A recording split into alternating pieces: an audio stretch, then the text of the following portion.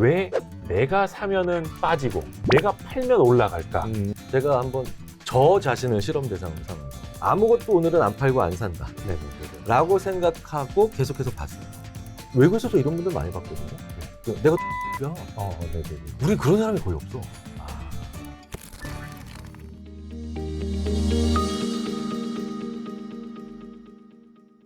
우리 김경일 교수님을 그때 1월 말에 한번 촬영을 하고 이제 2개월에 한 번씩 거의 홀수 달에 그렇죠. 뵈어가지고. 작년에도 그래서 그렇죠. 11월 11월 말쯤 네, 네, 찍었었던 네, 네. 거.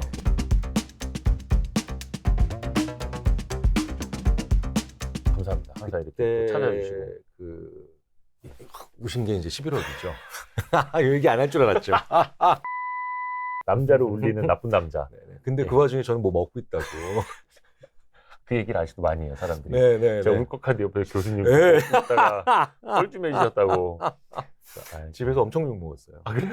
아닙니다. 그 와중에 음식이 넘어가길 해가지고 제가 잘 봐봐. 내가 먹고 있었고 그때 눈물을 흘리신 거야. 맞습니다. 오늘 또 이제 비빔냉면도 사주셔가지고 아유, 네, 감사합니다. 잘 먹었어요. 다음번에는 제가 그거 대접할게요. 그 해물 볶음 짬뽕이 있어요. 제가 정말 좋아하는데 오늘 근데 왜 그 얘기 안 하셨어요? 고기는 좀 사람이 많을 수도 있어가지고 근데 중국집이니까 근데 네네. 거기가 짬뽕 맛집입니다. 예, 그 제가 특히 좋아하는 게 해물 볶음 짬뽕이 있어요. 넓은 쟁반에. 다음번에 그걸로 모시겠습니다. 네.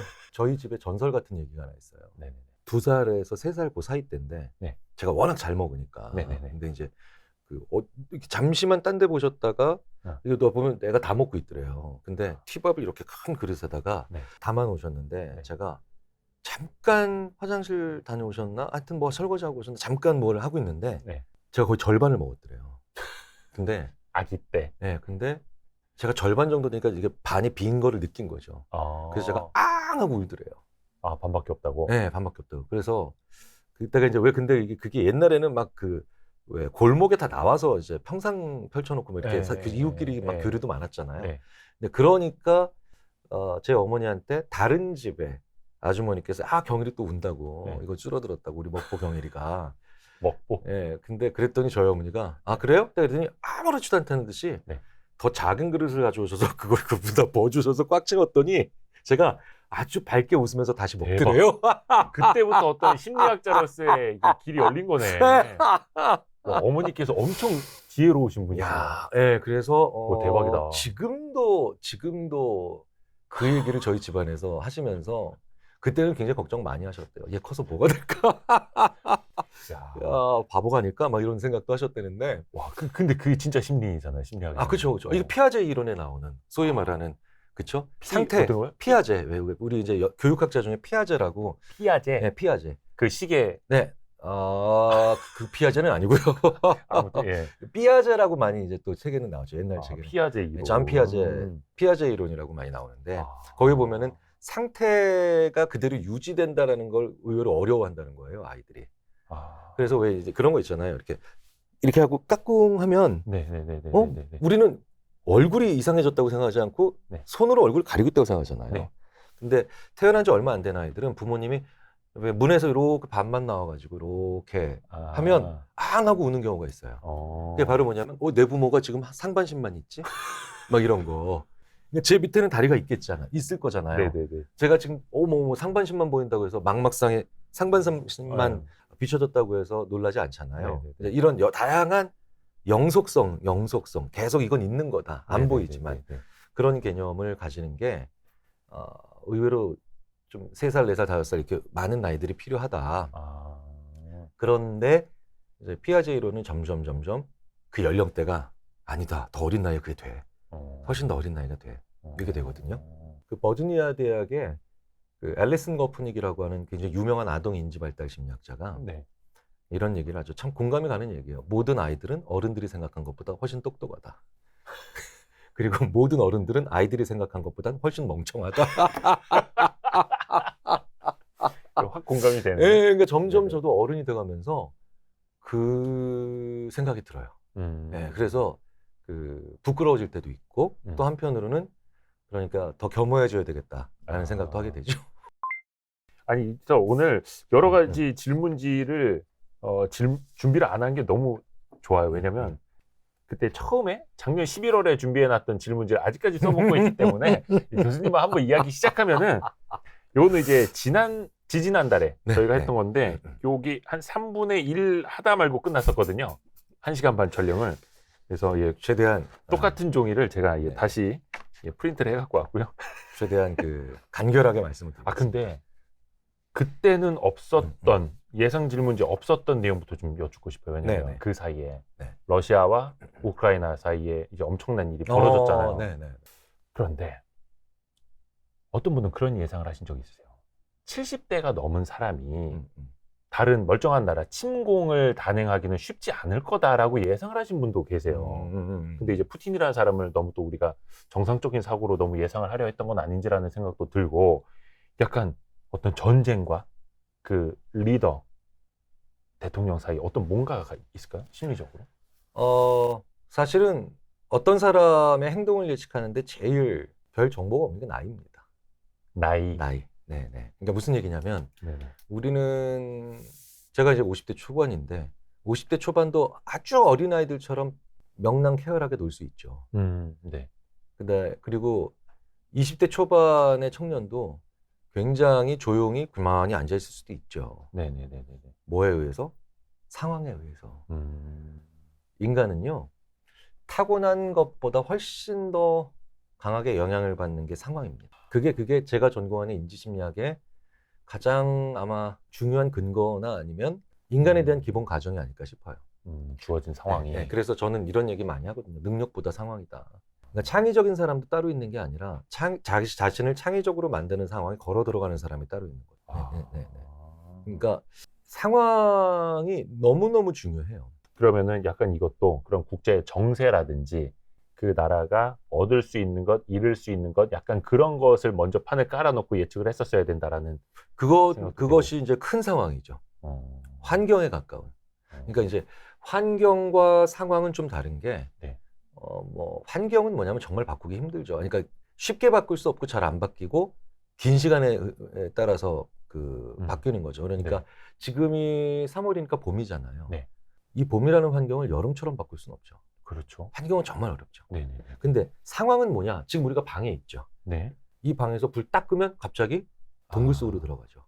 그리고 불 켜면 갑자기 환한 광명의 세계가 오죠. 그렇죠. 저는 제가 지금 말씀드리는 그런 그 권력자들의 예. 그 상황, 국제 정세 같은 환경 말고 네. 상황, 그 상황이 사람을 굉장히 강하게 바꿀 수 있는데 우리는 그 상황이 아니니까 네. 모른다는 거예요. 이건 제 아내 얘기가 아니라 네. 저랑 이제 요즘은 이제 여사친이라고 하죠. 아주 친한 여자 동창이 네. 저한테 한번 예전에 자기 너무 힘들어서 죽을 것 같다고. 네. 근데 그 친구는 굉장히 쾌활하고 외향적인 친구예요. 타고났어요. 네. 타고났는데 제가 목소리를 딱 들으니까 이거 진짜 아주 큰일 나겠다 싶을 정도로 안 좋은 상태더라고요. 근데 그 친구가 그때 이제 결혼식에도 제가 그 친구 결혼식에도 갔고 네. 그 남편도 잘 아는데 출산을 하고 한 2달 정도 됐던 시기예요. 네. 그러니까 뭐냐면 집에만 2달 우울증. 네, 산후우울증이라고 하는데 산후우울증이 네. 호르몬의 변화에 의해서 나타나는 것도 있지만 네. 사실은 더 큰 게 바로 뭐냐면 극단적으로 이동을 제한받는 상황 때문에 일어나는 거예요. 집에만 있어야 되고 아이만 그렇죠. 케어해야 아이만 되고 보여야 되니까. 예. 네. 시간도 자기가 어떻게 쓸 수 없고. 그렇죠. 예. 그럼 2달이면 충분히 그렇게 괴로울 만하죠. 음. 그래서 제가 여기서 극단적 선택까지도 하고 싶다라는 생각을 자꾸 해서 제가 이거 되게 위험한 시그널이다 라고 했는데 그 2달 정도의 시간에도 그 정도인데 그분은 대통령 된 지 꽤 됐죠? 한참 됐고 또 한 번 또 푸틴. 예. 네, 하시고 또 중간에 잠시 거의 종신 대통령. 그렇죠. 예. 네.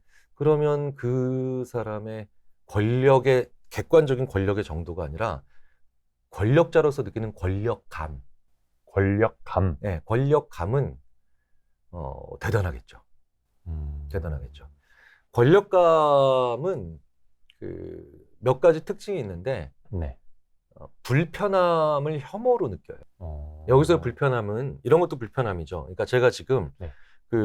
집에서는 우리가 이런 옷 안 입잖아요. 네네네. 그러니까 집에서는 어떻게 입습니까? 편하게 입죠. 예. 그러니까 그러면 이런 옷을 입으면 맵시는 좀 있겠지만 그래도 편하게 집에서 입는 옷보다는 불편하죠. 네, 이런 불편함이 있고 네.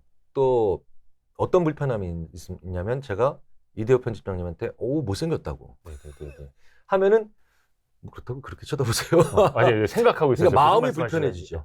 네. 그렇죠. 네. 그러니까 무언가 육체적 불편함이나 네. 마음의 불편함, 불쾌함 네. 이런 것들이 거기서 끝나야 돼요. 그 불편한 정도가 불쾌해서 끝나야 되죠. 네. 근데 그게 혐오로 가면 어떻게 됩니까? 사람이 분노로 가게 되십시오. 그래서 권력감의 제일 첫 번째 특징이 뭐냐면 제가 나를 불편하게 했어요, 좀. 근데 그게 그 사람의 목숨을 뺏을 수도 있는 공격으로 나간다는 거죠. 그게 권력감의 최대 문제예요. 그러니까 그냥 이렇게 생각을 해보자고요. 다른 나라의 어떤 지도자가 굉장한 권력감을 가지고 있는, 그러니까 이 권력감을 그렇게 크게 가지고 있지 않은 나라의 지도자가 권력감을 정말 엄청나게 가지고 있는 지도자를 불편하게 합니다. 그 두 나라는 힘이 그냥 100대 100 정도로 비슷하다고 치자고요. 그런데 이 첫 번째 나라는 뭐 민주주의를 잘해서 그럴 수도 있고 아니면 여러 가지 제도적 장치가 있을 수도 그렇고 혹은 뭐 그 사람이 타고난 주의 상황이 그건 좀 이따 말씀드리겠지만 어쨌든 권력감을 그렇게까지 가지고 있지 않아요. 어떤 좀 밸런스가 좀 맞는 사람이고 거기는 근데 이쪽은 권력감을 엄청나게 가지고 있어요. 완전 제왕이고. 근데 지금 상황은 아니지만 그 두 나라의 상황은 아니지만 100대 100의 전투 능력을 가지고 있다고 치자고요. 그러면 여기 있는 사람이 이 사람한테 왜 그랬어? 라고 하면 불편하겠다 치자고요. 그러면은 이 정도 반응이 나와야 되는데 그게 아니에요. 내가 널 죽이겠다.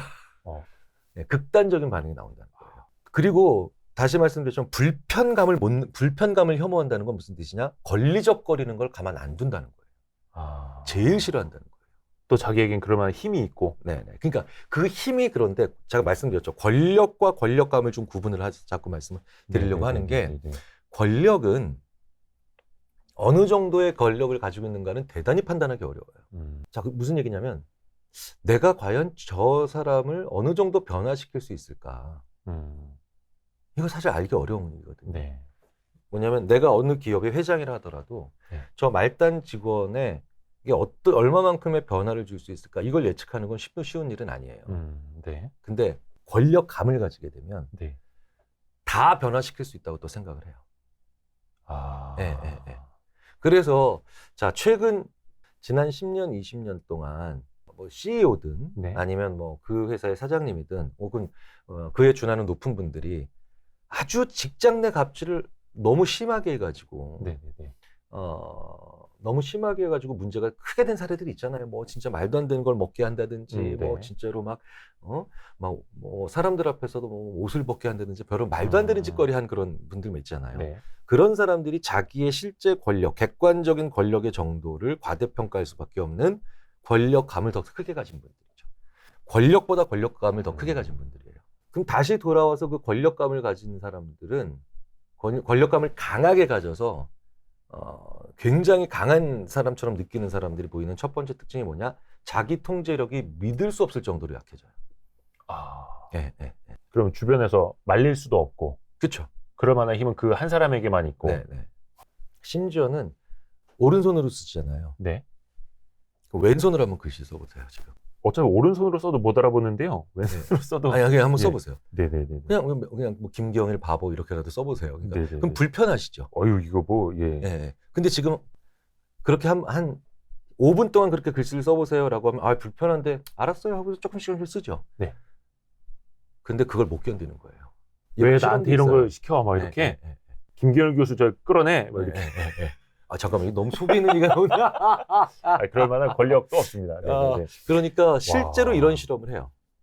그러니까 권력감이 있는지 없는지를 테스트하려고. 그런 불편감을 살짝 줬는데 그때 얼마만큼 부정적 반응을, 그것도 극단적 반응을 보이나. 혹시 어디 회장님 만나서 이런 거 시켜보신 적 있으세요? 그게 잘못됐다. 그럼 재밌겠다. 한번 권력감 있는 분한테 한번 시켜보시고요. 그 다음에 이제 표정이나 얼굴 한번 사진 찍어서 저희한테.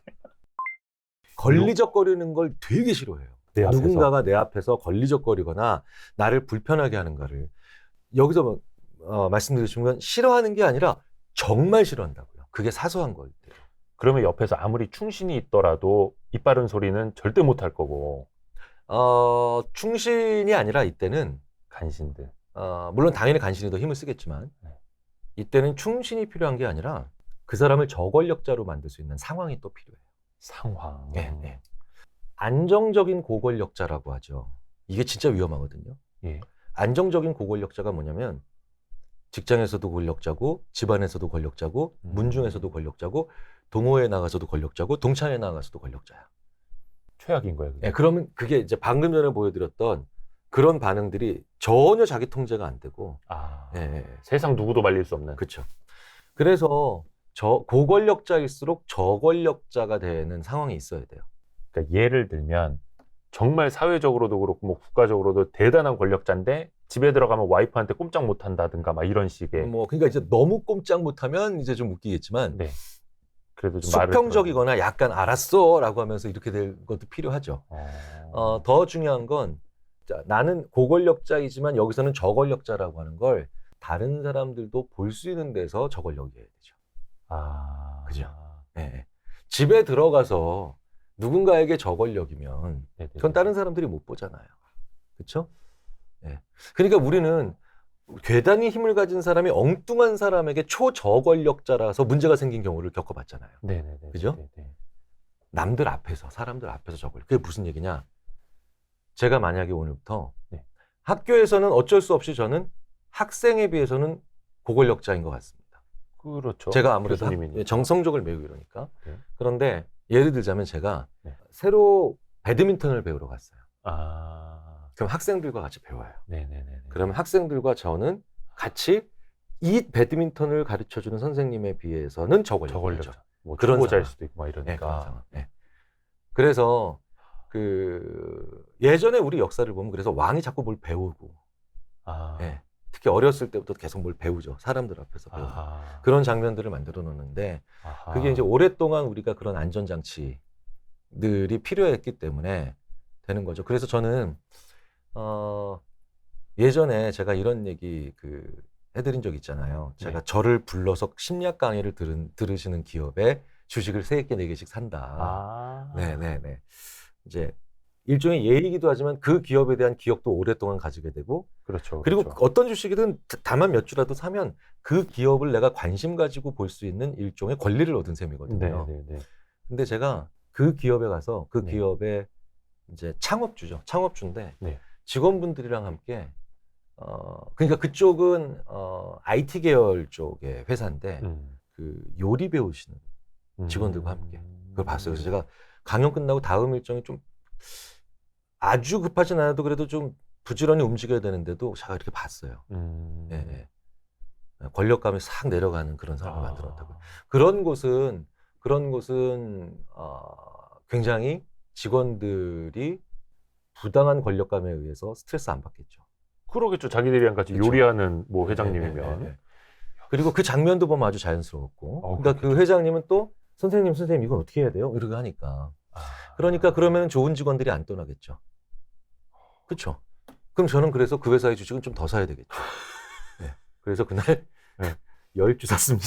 물론 이 주가를 결정하는 요인은 한 5만 가지가 되니까. 그렇죠. 근데 저만의 어떤 기준으로 치자면 근데 그 기업은 지금도 아주 잘 되고 있고요. 잘 되고 있고 그리고 그 기업에 관해서 소위 말하는 뭐 오너 리스크다, CEO 리스크다 이런 걸 들어본 적도 없는데 요는 그런 자기 자신을 사람들 앞에서 저권력자로 만드는 걸 자꾸 해야 돼요. 권력감을 그래서 잘 컨트롤하기 위해서. 의문이 드는 게 뭐냐면 자꾸 이제 저는 푸틴을 머릿속에 놓고 이제 질문을 할 수밖에 없는 상황이긴 한데 그 고권력자는 예를 들어서 쇼잉도 많이 하잖아요. 지도자다 보니까. 막 불곰도 때려잡고 막 사냥도 하고 우통 벗고 막 뭐 얼음물에도 들어가고 막 전투기 조종을 실제로 했는지 모르겠는데 막 우주선에도 앉고 뭐 자기가 다 할 수 있는 것처럼 하는데 그런 상황을 좀 그거는 이제 개인의 어떤 선택일 수도 있잖아요. 내가 안 해. 이래버리면 그런 상황을 또 못 만들 수도 있겠고. 이거 너무 어려운 걸. 다시 또 권력감으로 돌아와서 이 엄청난 권력감을 가지고 있는 이 고권력감 가지고 있는 권력자.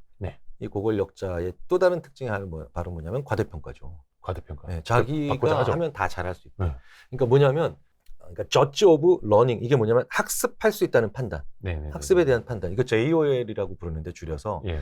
이런 제 책 예, 이 기회에 심리 읽어드립니다라는 심리 읽어드립니다 해서 여기서부터 여기까지, 네네네. 여기서부터 여기까지, 여기서부터 여기까지 이렇게 딱 요 챕터를 공부하고 제가 시험을 볼 거예요. 시험을 볼 건데 시험을 이제 보셔야 돼요. 네네네. 근데 이거 공부하는데 네. 내가 좋은 성적 뭐 90점 이상, 네. 100점 만점에 90점 이상 받는데 어느 정도 시간이 필요하실 것 같으세요? 뭐 읽는 거는 1시간 만에 돼도 그래도 공부하려면 그보다는 한 2-3시간 이상은 필요하겠죠. 그러면 최소한. 뭐 한 3시간 정도를 필요로 한다. 네. 라고 판단하시는 거죠. 네. 고권력감을 가지고 있으면 그 시간이 짧다는 거예요. 아, 나 뭐 30분, 10분이면 돼. 막 이렇게. 심지어는 이게 얇아 보인다는 연구도 있어요. 권력에 취할수록 네. 자기가 과대평가되니까. 고권력자들이 위험한 스포츠나 아니면 위험한 행동들도 많이 하는 경우들이 있거든요. 아주 기이한 행동을 하는 경우도 있고.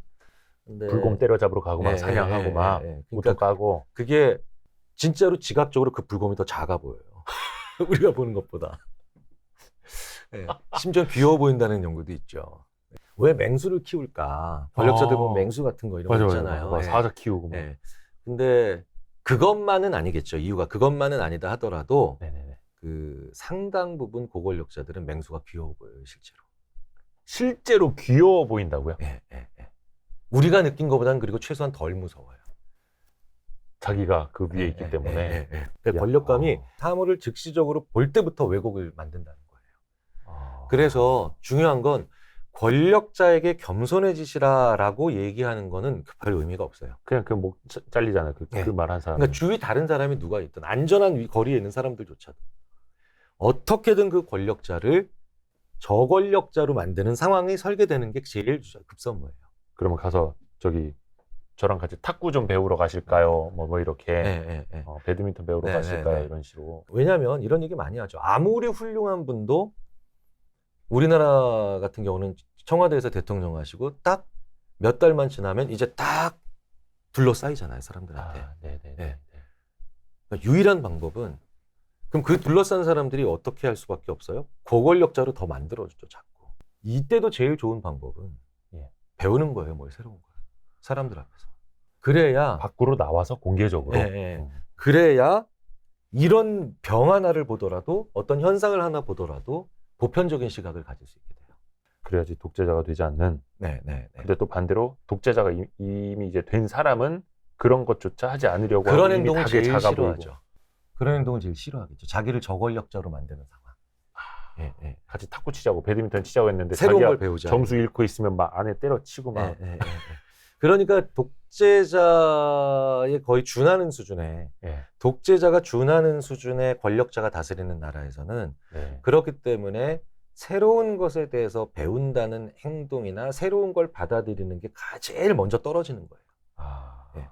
그러니까 독재 국가는 자기네 나라에 뭐 변화를 만들어내는 걸 두려워하는 이유 중에 하나가 그게 우리나라 시스템을 망가뜨린다라고 하는 이런 걱정도 있겠지만 그런 상식적인 수준에 더 큰 건 바로 뭐냐면 새로운 것을 배운다라는 그 문구 자체가 안 된다는 거죠. 왜냐하면 독재자가 그걸 너무너무 싫어하니까. 그렇죠. 그런데 작아 보이면 안 되니까. 생각해 보세요. 만약에 예를 들어서 한 나라의 대통령이 무언가를 열심히 새로 배워요. 그러면 굉장히 재밌는 그런 현상이 다음에 일어날 수 있죠. 우리도 새로 배울까? 뭐 이런 것도 새로 배워볼까? 아니 예전에 그 김영삼 대통령이 칼국수도 드시면서 칼국수가 갑자기 국민 음식이 돼버린 적도 있었잖아요. 맞아요. 그러니까 이게 바로 뭐냐면 그 우리나라에서도 대통령뿐만 아니라 기업의 회장님들이나 아니면 소위 말하는 다양한 분야의 리더들이 자기 자신을 저권력자로 만들어 보이는 연출된 사진 말고 연출된 장면 말고 실제로 자기 자신이 저권력자가 되면서 보편적인 시각을 유지하기 위해서 자꾸 무언가 새로운 걸 배워야 돼요. 스스로 노력을 해야 돼요. 그게 요리일 수도 있고 붓글씨일 수도 있고 그다음에 뭐 다른 걸 수도 있죠. 얼마든지. 그 말씀 들으면서 딱 생각이 난 게 이제 그 윤석열 대통령 당선인이 종종 쓰신 표현이 그 대선에서 이제 토론에서 맞붙였던 상대 후보한테도 그렇고 이번에 뭐 문재인 대통령한테도 그렇고 많이 가르쳐 주십시오. 본인이 모르는 부분에 대해서는 가르쳐 주십시오 이렇게 언급을 많이 하시더라고요. 그런 측면 보면 그런 것도 이제 긍정적으로. 그런 건 또 그러면은 그럴 수 뭐 있죠. 저는 긍정 요인이라고 봅니다. 그러네. 네. 그러니까 그게 맞아요. 저도 기억나요. 근데 그게 뭐 검찰 내부에서의 문화였다라고 보는 분도 계신데, 근데 많이 가르쳐 주십시오라고 하는 건 사실은 그 자체로만 놓고 보면 좋은 표현이겠네요. 그렇죠. 네. 그러면 뭐 저희도 좀 가르쳐 드리겠습니다. 경제로 어떻게 한번. 그래서 빨리 좀 전쟁도 좀 끝나야 되겠고, 한동안 그런 거 있었잖아요. 트럼프 대통령도 그렇고, 중국의 시진핑 주석도 그렇고, 푸틴 러시아 대통령도 그렇고, 거의 뭐 이제 강한 남자들, 보스들, 스트롱맨들이 서로 이제 경쟁을 하던 시대. 지금도 그게 어떻게 보면 조금 더 이어지고 있는 것 같고, 이런 것들을 좀 풀어나가야 되는데, 스트롱맨들은 딱 보면 서로가 더 강해 보이려고 하고 막 그러지 않을까요? 계속해서 더 경쟁적으로라도. 그렇죠. 그리고 같은 사안을 승패의 개념으로 보는 경우가 많죠. 승패. 네, 같은 사안. 그러니까 무슨 얘기냐면 맥주를 마시고 있습니다. 네. 둘이서. 네. 근데 맥주를 지혜롭게 마시는 건 맛있게 먹는 거죠. 맛있게 마시는 거죠. 네네네. 그렇죠. 안주도 먹고. 순간적으로 이 방금 전에 말씀하셨던 각진영에서 나온 스트롱맨들은 갑자기 여기서 대결의 요소가 생기는 거예요. 전혀 예상하지 않았음에도 불구하고. 누가 빨리 먹나? 누가 많이 마시나? 갑자기 자꾸 그런 요소가 눈에 잘 들어오는 거예요. 그러니까 만약에 스트롱맨이다 그러고 하면 처음에 누가 먼저일지도 모르지만 갑자기 제가 벌컥벌컥 맛있다 딱 내려놓으면 완샷했으면 그 다음에 이제 좀 있다가 질 수 없지. 저놈이 4초 만에 맞았어? 난 3.5초 만에. 네. 그럼 또 이 스트롱맨들은 또 그걸 또 귀신같이 알아봐 서로. 네. 그래 그럼 난 3초 만에. 네. 그러니까 이게 그럼 옆에서 보고 있으면 왜 저러고 뭐 하는 거야? 왜 저러고 있나? 네, 왜 저러고 있나 싶죠. 네. 네, 싶은데 이 얘기는 그러니까 무슨 얘기가 되냐면 우리가 잘 모르는 데에서 대결의 요소를 찾는 경우가 많으니까 자꾸 들어가면 불필요한 소모가 많아지죠. 불필요한 소모가. 그렇죠. 그래서 왜 우리는 엉뚱한 데서 그 소모가 일어나는 경우를 뭐 소위 말하는 회장님과 회장님 아니면 국가의 지도자 뭐 이런 경우 자주 보게 돼요. 네, 그래가지고 왜 쟤네들보다 조금이라도 더 높게 지어라. 쟤네들보다 더 조금이라도 크게 지어라. 뭐 아니면 더 조금이라도 더 많이 가자. 뭐 이런 얘기들을 한다는 거거든요. 근데 그게 대부분의 경우 무의미하죠. 대부분의 경우 무의미해요. 정말 쓸모없는 것 같다 경쟁하고. 그러니까 지나고 나면 정말 그 큰 모든 피해는 그러니까 훨씬 더 많은 99.9%를 이루고 있는 국민이나 그렇죠. 아니면 그 회사 직원들이나 그렇죠? 이런 경우들이 되죠.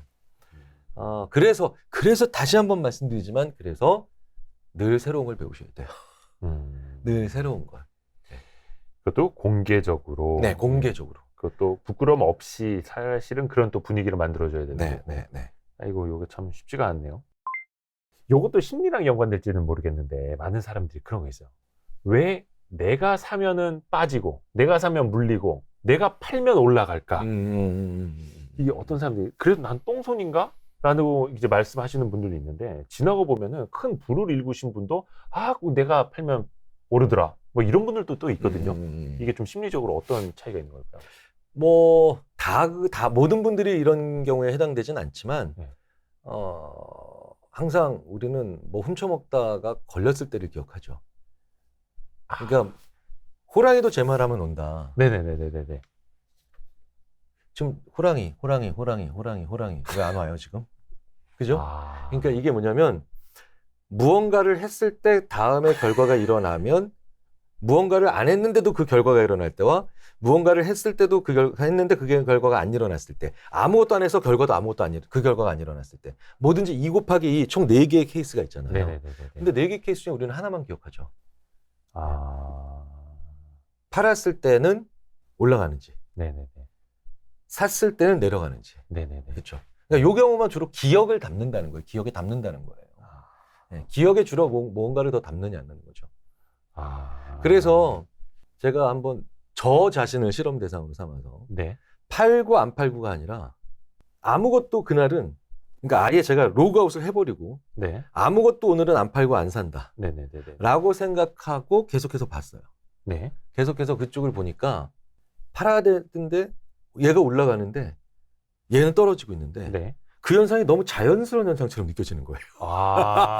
뭔지 알 것 같아요. 알 것 같아요. 그러니까 내가 매도든 매수든 안 하는 날 확실히 결심을 하고, 확실히 결심을 하고, 좋아, 오늘은 내가 정말, 그래서 아이디 패스워드도, 제가 이제 아예, 쉬운 일은 아니라서, 제가 아이디 패스워드, 이제 새 패스워드로 바꿔놓고, 그 다음에 살짝 적어서 주고, 이제 옆에 있는 친구한테 주고, 원래 패스워드는 공유하면 안 되지만, 오늘만 네가 이 패스워드를 하고, 왜 내가 알 수가 없게 만들고. 가려놓는?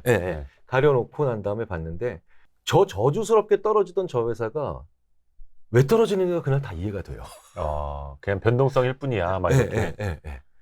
그리고 떨어질 만한 상황이고, 어떤 회사는 또 떨어질 만한 그런 그러니까 소위 말하는 자충수를 두고 있고, 그 다음에 올라가는 것도 자연스러운 현상으로 보여요.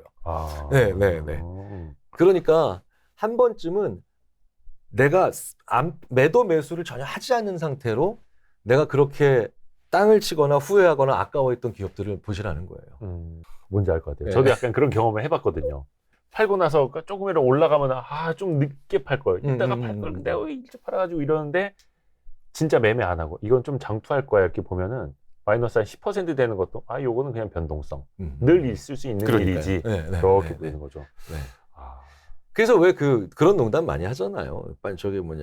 올해 장기 투자할 주식은 그러니까 빨리 패스워드를 까먹어야 된다. 라는 얘기를. 사놓고 뭐 수면제 먹으라 이렇게 말씀하시는 분도 계시고. 손절이 중요하다고 말씀하시는 분도 계세요. 손절을 잘해야 된다. 아니면 뭐 본인만의 원칙을 지켜야 된다. 또 어떻게 말씀하시는 분들은 손절할 주식은 애초에 사서도 안 된다. 뭐 이렇게 말씀하시는 분도 있고. 근데 이게 사람마다 나는 손절을 못 하겠어요. 뭐 이런 분들 계시거든요. 아니면 나는 짤 없이 손절한다. 얼마 이상 내려가면은 이렇게도 판단하시는 분들도 계시고. 그거는 또 어떻게 설명할 수 있을까요? 손절. 저 같은 경우는 주식을 워낙에 안 팔기 때문에 모으기만 하시는. 그러니까 저는 주로 이제 모으는, 그러니까 전형적으로 존니 대표님한테 칭찬받을 그런 스타일이죠. 그래서 잘하는 거예요라고 칭찬도 받아봤는데 1조 성대모사. 죄송합니다. 성대모사. 대표님 죄송합니다. 사실은 우리는 손절은 인간관계에서도 있죠. 사람 손절. 그렇죠. 네네. 그런 거 다 떠나서 그러니까 손절. 그게 주식이나 아니면 이런 것처럼 특정한 영역이 아니라 손절을 손절을 하는 것과 못하는 것에 대한 이야기를 좀 드려보면 어떨까 싶어요. 이대호 편집장님이 사실은 굉장히 소시오패스적인 사람이라서 저한테는 정말 안 좋은 사람이에요. 근데 제가 이대호 편집장님을 손절을 못하고 있어요. 그 왜 못할까요? 이대호 편집장님을 여전히 알고 있어야 뭔가 이런 좋은 일이 있을 거다. 혹은 알고 있어야 이런 게 막아질 거다라고 하는 생각을 해보는 거죠. 그렇죠. 뭔가의 기대감. 그러니까 우리가 무언가 손절은 다 후회 때문이에요. 손절을 못하는 건 다 후회 때문이죠. 그렇잖아요. 그런데 손절을 잘할 그러니까 그러면 그 후회의 양을 늘리는 게 뭐냐는 거예요. 그게 바로 뭐냐? 옆에 두고 있기 때문에 자주 봐서 그래요. 그러니까 무슨 얘기냐면 요거 예를 들어서 가격이 똑같다고 쳤을 때 뭐 가지실래요? 가격 양 많은 거. 그러니까 그러니까 뭐든 이거 가지고 싶으세요? 이거 가지고 싶으세요? 왼쪽 거요. 이거요? 그럼 가지세요. 양이 많을 거. 그러니까 양이 많아서 저는 이렇게 갖고 있어요. 그렇죠. 그런데 이렇게 드리면 좋겠지만 제가 아니 이렇게 할래. 이렇게 하고 바꿔줘요. 그러면 편집장님이 나 이거 원한다니까. 살짝 손해보는 기분. 그렇죠. 근데 그러면 오늘 이제 한 40분, 30분 정도 있어야 이제 녹화 끝나니까 이거 좀 가지고 계세요. 잠깐만. 30분 있다 바꿔드릴게.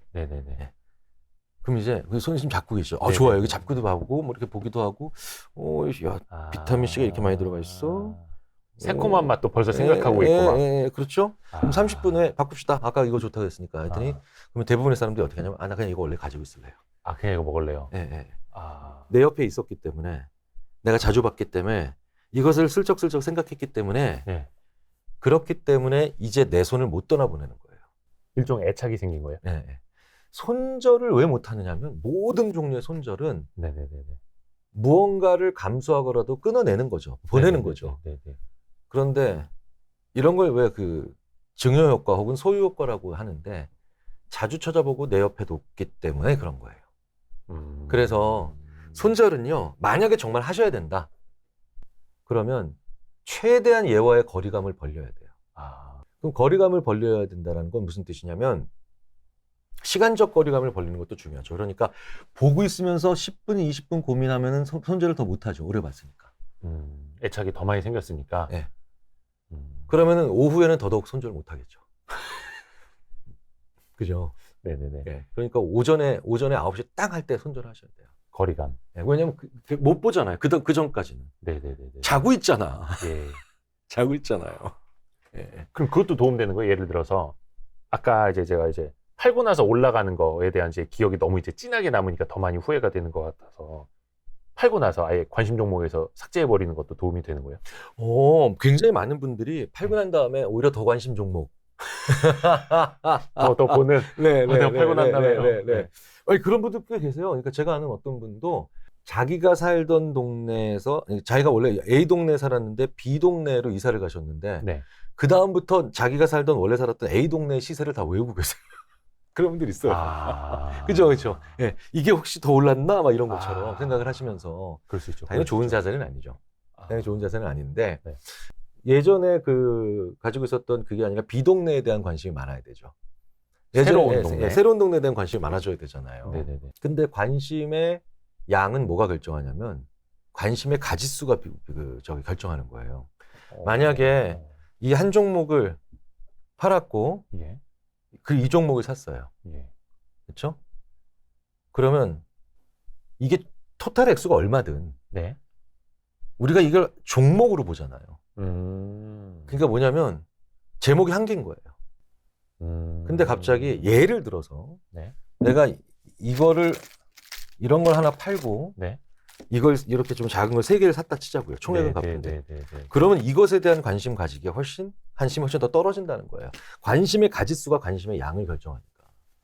네. 종목 수가. 네.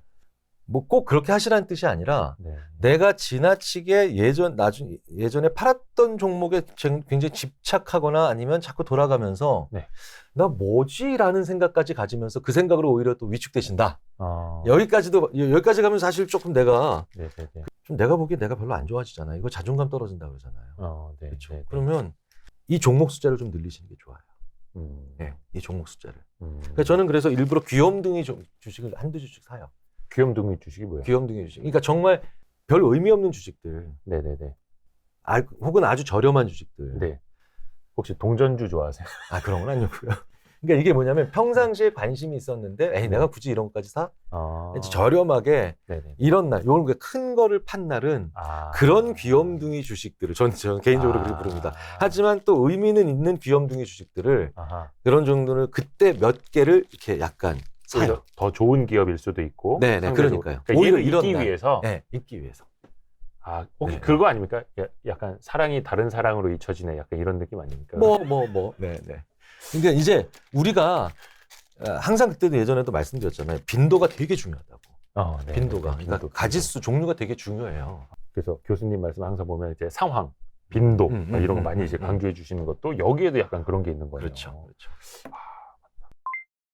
후회, 아까 이야기를 했으니까 예전에 다른 데서 강연하신 내용을 제가 들은 게 있는데 사람이 후회와 만족을 구분하지 못한다라는 이야기를 해주신 적이 있거든요. 구분해야죠. 근데 그러니까 후회하고 만족은 좀 다른 것 같은데 어떨 때 헷갈리는 거예요? 그러니까 후회하지 않으면 만족할 수 있다라고 하는 게 착각이라는 거예요. 그게 동일시한다는 거죠. 그러니까 왜 그거 있잖아요. 물론 그분들이 어떤 의미로 하시는 그냥 말을 그냥 그렇게 하시는 거라고 생각할 수도 있겠지만 이런 경우 있습니다. 가끔 국가대표 감독님들이 혹은 뭐 비즈니스 한 분들이 후회 없이 경기에서 만족스럽습니다. 후회 없이 경기에서 행복합니다. 뭐 심리학자로 보면은 말이 안 되는 거죠. 왜냐하면 후회는 언제 후회하냐면 비교했을 때 오는 게 후회입니다. 비교했을 때. 그러니까 이게 제 아내가 저와의 결혼을 언제 후회하냐면 옆집 남편과 비교하면서. 어쨌든 옆집 남편과 비교를 해서 난 왜 옆집 남편은 막 되게 자상하고 6시면 집에 들어와서 아이들과 놀아주고 있는데 이 인간은 오늘 나가면 꼭 내일 들어와요. 막 이런 거 이제 이럴 때 그러면 옆집 남편과 저를 비교하면서 후회를 많이 하겠죠. 네. 근데 옆집 남편이 사이코패스예요. 그렇다고 해서 저와의 결혼을 비교해서 저와의 결혼을 안심할 수는 있겠죠. 아, 난 이렇게 이상한 놈이랑 결혼 안 했으니 다행이다. 하지만 저와의 결혼 생활에 만족할 수는 없겠죠. 행복하지도 않고. 네네. 그건 전혀 별개의 문제죠. 행복은 뭐냐? 행복은 뭐냐면 그냥 제가 잘해드려야 돼요. 그분한테. 네. 그래야 그분은 행복하고 만족하는 거죠. 그러니까 그래서 이런 표현을 합니다. 비교가 만들어내는 게 후회고 대상에 집중해야만 얻을 수 있는 게 만족이다. 네, 네. 그러니까 후회는 뭐냐? 자꾸 그러니까 우리든 투자든 뭐든 후회는 이전 상태 다른 무언가에 비교하고 있죠.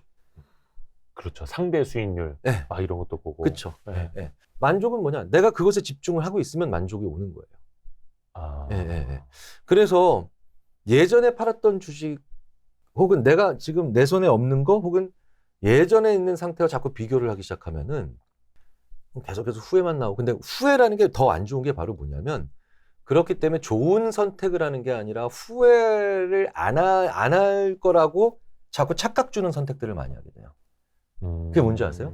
이유를 대기가 좋은 선택을 한다는 거예요. 핑계를 찾는. 네, 이유를 대기가 참 좋은. 이런 거 있잖아요. A와 B가 했을 때 A가 더 좋은 것 같은데 네. B를 선택하는 경우가 있어요. 그래서 왜 그래? 라고 하면 결국 제가 이렇게 물어보니까 네. B를 선택해야 남들이 너 왜 이거 선택했어? 라고 할 때 이유를 대기가 더 쉬워. A보다. 네. 사람들은 이유에도 돈을 지불해요. 자, 이유. 네, 그러니까 뭐냐면 예.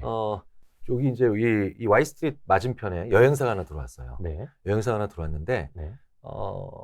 이 여행사에서 정말 편집장님이 가고 싶은 그런 동남아 여행 프로그램을 네. 하나 패키지를 붙여놨어요. 네. 진짜 가격 너무 좋고 조건 너무 좋아요. 네. 근데 오늘까지 이걸 계약을 해줘야 돼. 오늘까지 사야 돼. 네. 패키지 상품. 네. 내일부터는 안 팔아요. 네. 근데 오늘 오전에 되게 중요한 건을 하나 입찰을 하셨어요. 네. 이 입찰 결과는 너무나도 중요해. 네. 근데 결과가 내일 나오네. 네. 자, 그럼 정리해 볼게요. 네. 굉장히 중요한 입찰을 하셨고 입찰 결과는 내일 나와요. 네. 그런데 맞은편에 있는 여행사에서 너무 내가 가고 싶었던 동남아 여행 상품권을 오늘 5시까지 구입할 수 있어요. 내일부터는 안 팔아요. 네. 이게 조금 애매해지죠. 네. 이거 가야 되나 말아야 되나. 왜냐면 내일 너무 중요한 입찰 결과가 머릿속이 복잡해지니까. 머리가 복잡해지죠. 그때 살짝 그 여행사 직원분이 나와서 편집장님한테 2만 원 정도 선약금 하시면 내일까지 기간 연장시켜드린다. 야, 콕 찌르네. 네, 그럼 대부분 2만 원 내죠. 그렇죠. 근데 갑자기 전화가 왔어요. 그 회사에 있는 어떤 고위층 한 분이 내가 알아봤거든, 이대호 편집장. 그거 안타깝다, 안 됐어. 그럼 여행 가실 겁니까? 대부분 그래도 간다 그래요. 그래요? 네. 입찰이 됐어, 이대호 편집장.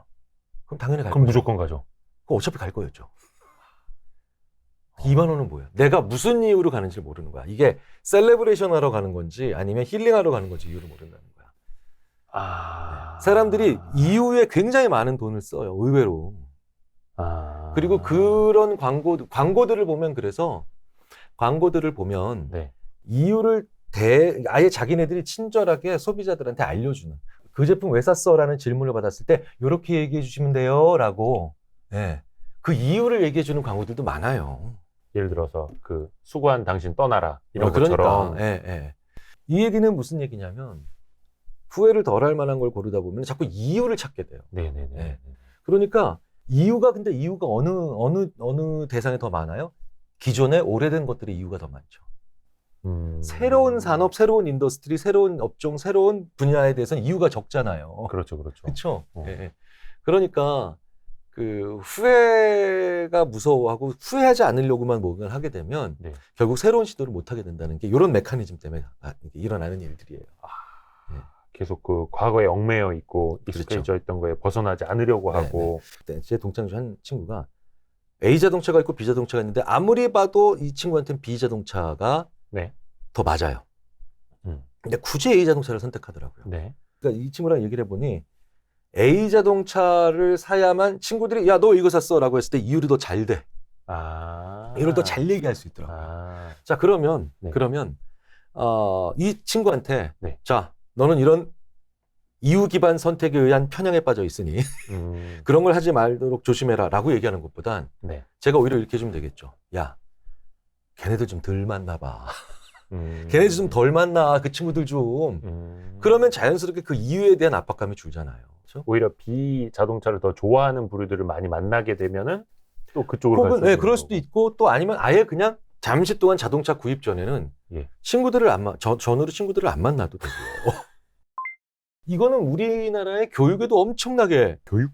왜냐면 전 세계에서 아이가 19살, 그러니까 만 19살, 고등학교를 졸업한 네. 그 2월 중순에 네. 고등학교를 졸업하고 바로 보름 이후인 3월 2일에 대학생이 되었어야 된다라고 하는 이 고정관념에 사로잡혀 있는 나라가 한국이랑 일본밖에 없어요. 그래서 번역도 안 되는 재수란 말을 쓰죠.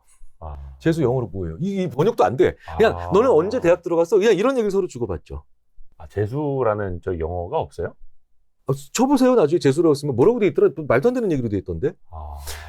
근데 그렇게 애들이 왜 재수를 하면 안 되고 뭐 삼수하면 안 되고 심지어는 재수 삼수가 아니라 그냥 왜 아이가 고등학교를 예. 왜 고등학교를 졸업하고 자기가 원하는 시점에 대학을 못 가느냐. 상당 부분이 우리 어머니들께서 네. 옆동에 있는 지훈이 엄마랑 대화할 때 이유를 댈 수가 없기 때문에 그런 것도 얼마든지 있다는 거예요. 그렇죠. 주변. 네. 그렇죠. 이게 뭐냐면 나. 네. 그러니까 내 기준과 남의 기준이 공존해야 되거든요. 네. 그러니까 이게 나 혼자 만약에 잘 생각해 보세요. 나 혼자 산다. 나 혼자 있는 시간이 네. 적정한 시간이 있는 사람들은 후회보다는 만족에 더 집중해요. 네. 그 이유에 자꾸 집착하지 않으니까. 그러니까 남의 기준보단 나의 기준. 네. 근데 그 나의 기준이 언제 만들어지냐? 내가 혼자 있는 시간이 적절하게 기본적으로 있을 때죠. 네. 그러니까 굉장히 사회적이고 굉장히 사람들 많이 만나고 굉장히 얘기 많이 하는 사람들이 굉장히 열심히 사는 것 같은데 이렇게 옆에서 보면은 이런 사람들 있잖아요. 그냥 남의 기준으로 사는 사람들. 그렇죠. 물론 남의 시선, 남의 기준이 조금 더 중요하지 않은 사람들도 문제는 있죠. 네. 근데 중요한 건 내 기준과 남의 기준이 적절하게 이게 비율이 잘 맞아야 되잖아요. 네네네. 근데 그 비율이 아예 안 맞는 무너진 사람들. 오로지 자기 기준으로 사는 사람 권력자. 그렇죠. 오로지 남의 기준으로 사는 사람 끊임없이 후회 안 할 것만 하는 사람들. 네. 그럼 그 중간에 어느 지점, 그러니까 나는 어느 배합으로 6대4로 갈 것이냐, 아니면 4대6으로 갈 것이냐, 그거는 사람마다 다르겠죠. 근데 그 고민을 해야 된다는 거예요. 그 고민을. 비교는 후회를 불러오고, 그 만족을 느끼려면 이제 나의 것을 가져야 되는 거고, 나의 기준에 따라서 가야 되는 거고, 사실 투자를 할 때도 뭔가 확고하게 내가 스터디가 돼 있고, 내가 깊이 있게 분석이 됐었다면, 틀려도, 이건 내가 틀린 거구나. 하고 이제 손절도 할 수 있는 거고 한데, 그게 또 남의 기준을 따라가서 약간 더 많이 후회하는 걸 수도 있고, 그렇죠? 지나고 난 다음과 비교할 수도 있는 거고. 네. 이거 진짜 저도 좀 이렇게 새겨놔야 될 것 같습니다. 왜냐면 투자를 행복하게 해야 되는데 자꾸 막 스트레스만 받는 거죠. 안 되는 것만 생각하고 막. 근데 이제 날아갔다고 표현을 하는데 팔고 나서 날아간 지붕만 쳐다보고 있고 막 이런 것들. 자기가 주식 투자한 기업의 물건을 써보게 되는 것도 하나의 방법일 거예요. 진짜 재밌는 건 외국에서 저 이런 분들 많이 봤거든요. 네. 이걸 마셔요. 네. 왜 그랬더니 내가 투자한 기업이야. 네네네. 우리 그런 사람이 거의 없어. 그죠? 근데 이것도 하나의 삶의 만족의 포인트예요. 네네네. 네, 근데 딱 마셔봤는데 괜찮네? 좀 더 들고 있어야 되겠군. 뭐 이런 얘기들을 좀 해보는 그런, 아마 금방 올 거예요, 우리나라도. 실제로 많은 분들이 그렇게 하죠. 또 소비자 같은 경우는 이제 가까이에 있다 보니까. 근데 그게 B2C만 그게 되지 않겠느냐? 아니, B2B도 그러니까 더 들어가 볼 수 있죠. 얘가 얘한테 자재를 대는 거야. 얘가 얘한테 물건을 대는 거야. 네. 그러니까 B2B 기업이 오히려 더 재밌어요. B2C는 그냥 눈앞에 보이잖아요. 네네. 오히려 그래서 좀 지나면 재미없어요. 금방 질리는? 네. 근데 B2B 기업이잖아요. 네. 그러면 진짜로 만약에 어떤 소재를 공급하는 회사다. 그러면은 그냥 그 B2C, 그러니까 그 소비의 순간에 이거는 그 기업 자재를 썼어 안 썼어 이런 거를 생각해 보잖아요. 그 되게 재밌는 포인트가 생겨요. 거기서. 찾는 재미가 있겠네요. 그렇죠. 이 원재료. 네. 제가 항상 말씀드리잖아요. 그걸 해나가는 과정에서 내가 더 성장하잖아요. 더 많이 알게 되고. 오히려 그쪽을 더 이제 사실 이제 깊이 들어가다 보면 어렵거든요. 왜냐면 산업이라든지 뭐 화학이라든지 막 이쪽으로 가다 보면 이제 서플라이 체인, 뭐 네, 밸류 네, 체인 네, 요런 네, 것도 네. 스터디가 조금 힘들기는 한데 오히려 그걸 더 찾아냈을 때는 더 큰 만족감이 있을 수도 있고 뭐 그러겠네요. 그렇죠. 그러니까 오히려 어떤 인더스트리를 이해할 때 그 인더스트리에 네네. 대해서 이렇게 공부하는 건 예. 사전적인 공부죠. 네. 근데 이런 식으로 공부하는 건 사례 위주죠. 아. 그러니까 매뉴얼도 네네네. 기능 순서대로 설명하면 진짜 재미없죠. 아. 근데 맨 뒤에 트러블 슈팅. 네네. 그렇죠. 고장 사례별로 쭉 보면은 매뉴얼이 네네네. 훨씬 보기 쉽죠. 사례별로 네네네. 보면. 네네. 네. 그러니까 세상을 사전적으로 공부하는 게 아니라 사례별로, 실제 사례별로 공부하는 재미를 느낄 수 있는 게 투자여야 돼요. 네. 그래서 B2B가 더 재밌어요. B2B 기업이. 네. 실제로 그걸 해보시면. 사전적으로 공부하는 것보다 사례별로 공부하는 게 그게 훨씬 더 재밌잖아요. 사실이잖아요. 네. 네. 특히나 주식은 그러니까 사전적으로 공부해야 될 경제를 사례적으로 사례적으로 했으니까. 공부할 수 있는 기회가 되죠. 그러니까 사전적으로 이제 공부를 하고 투자 여부를 판단을 하고 사실은 이제 집행하는 것보다 그건 대부분 근데- 어렵죠. 그건 과정이잖아요. 근데 쉽지 않잖아요. 현실적인 게 재미없잖아요. 뭐가 더 많냐면 그래서 네, 네. 물리고 나서 공부하시는 분들 많아요. 그렇죠. 그러니까 그 후회나 분노나 아니면 섭섭함의 양으로. 네. 근데 그게 휘발성이 강하다는 거예요. 휘발성. 네. 오래 안 간다는 거예요. 그런 에너지들은. 무언가를 오래 하게 만드는 에너지는 재미와 소위 말하는 동기가 있어야 되잖아요. 네네네. 네. 그거는 진짜 화나서 열받아서 자책으로. 그렇죠? 그러니까 뭐냐면 무언가 크게 잘못한 사람이 그 반성의 에너지로 단기간 훈련을 할 수 있어요. 자책골을 넣은 그 선수가 그래서 단기간에 더 많이 훈련할 수는 있어요. 하지만 장기간 훈련을 하는 건 잘해서 좋은 연봉이나 좋은 느낌으로 상상을 해야만 할 수 있는 거죠. 그 지난번에 말씀해 주셨던 접근 동기랑 회피 동기가 딱 그거네요. 네. 또 제가 이렇게 또 이렇게 좋은 제자 아닙니까? 훌륭하십니다. 속으로 약간 저도 이거 되게 많이 느낀 게 뭐냐면 지난번에 해주신 이야기를 저는 이제 촬영할 때 한 번 듣고 편집할 때 한 번 듣고 업로드 된다면 거의 한 3번을 듣거든요. 그러니까 내가 접근 동기가 되게 부족했구나. 왜냐면 일종의 투자도 좀 해지가 돼야 된다고 저는 생각을 해서 이거 없으면 내가 상대 손실이 될 수도 있으니 적당히 포트의 비중을 갖고 있어야 돼. 그러니까 사실 이게 회피 동기였던 거예요. 근데 그거는 말 그대로 오래 투자를 못 하더라고요. 그래서 굉장히 그걸 느꼈습니다. 그러니까 그렇게 에너지 산업에 대해서 공부를 하려고도 잘 머릿속에 안 들어왔는데 그 에너지 관련된 주식 딱 사니까 그래서 진짜로? 뭐 이러면서 보게 되고 찾아보고 뜯어보고 하게 되잖아요. 기름값이 올라도 만약에 정유주에 투자해 있다 그러면 이게 정제 마진이. 그러니까 근데 그 재미가 B2C처럼 눈에 확 들어오는 이거보다 B2B가 더 재밌어요. 더 오래 가고 더 많이 가요. 간단한 이런 애니판 같은 게임이 아니라 B2B는 애니판 같은 게임이 아니라 진짜 스타크래프트 같은 그런 레벨의 그런 복잡성을 가지고 있죠. 왜? 일파만파로 나가니까 B2B일수록 더 재밌을 겁니다. 한번 시도해 보시면 그 묘미를 아시게 될 거예요. 그래서 진짜 B2B 기업은 너무 어려워요. 그래서 저는 소비재만 할래요. 이런 분들도 있고. 근데 이제 B2B나 어떤 특히 이제 사이클이 있는 산업도 우리나라에 많잖아요. 그거 좋아하시는 분들은 정말 그쪽으로 파고 들어가요. 근데 그게 재밌대. 생각의 양이 많아지니까. 생각의 양. 그러니까 우리가 영화도 생각을 많이 안 할 때 생각을 많이 안 하고 보는 영화가 좋을 때도 있지만 너무 영화가 간단하고 단순하면 재미가 없잖아요. 그렇죠? 스티븐 시걸 영화 좋아하는 사람들 많지 않잖아요. 왜? 너무 뻔해. 이거는 너무 눈에 잘 보여. 누가 살고 누가 죽고 누가 나쁜 사람이고 이런 게 너무 그리고 어떻게 영화 내내 한 대도 안 맞냐 그분은. 소위 말하는 브루스 윌리스 같은 사람들 나오는 영화 보면은 더 재밌죠. 왜겠어요? 역경이 있고 막 터지고 지고 막 봐야 될 것도 많고 생각할 것도 많고. 그렇죠. B2B가 더 재밌어요.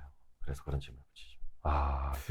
너무 또 이제 우리가 쉬운 거 막 간단한 것만 또 우리가 노리면 또 안 됩니다. 그래서 좀 다각도로 좀 공부를 해야 되겠고 오늘도 준비한 질문의 6분의 1, 한 7분의 1. 죄송합니다. 중간에 너무 좋습니다. 저는.